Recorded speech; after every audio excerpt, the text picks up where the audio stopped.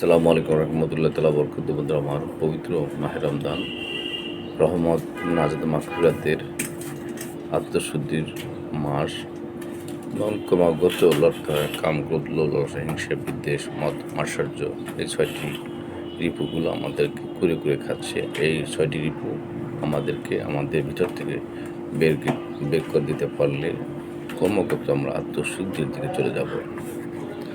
তারপর আমাদের ইবাদতবন্দিগুলো আস্তে আস্তে কবুল হবে এবং আল্লাহ রসুলের দুরূদ শরীফ বেশি বেশি পাঠ করতে হবে, ইস্তেগফার শরীফ পাঠ করতে হবে। এই 11 মাস আমরা যেন সুন্দরভাবে পরিপাটিভাবে সুচারুভাবে চলতে পারি, সেই শিক্ষাই মাহে রমাদান আমাদের শিক্ষা দিয়েছেন। সেটা যেন আমরা ধারণ করতে পারি, আল্লাহ রসুলের সুন্নাহ আমরা ধারণ করতে পারি, সত্য কথা বলতে পারি, সৎভাবে জীবন জিন্দগি পরিচালনা করতে পারি। তবে আমাদের আত্মার মুক্তি আসবে ইনশাল্লাহ। সকল ভালো থাকুন, সুস্থ থাকুন। ধন্যবাদ। ইনশাআল্লাহ।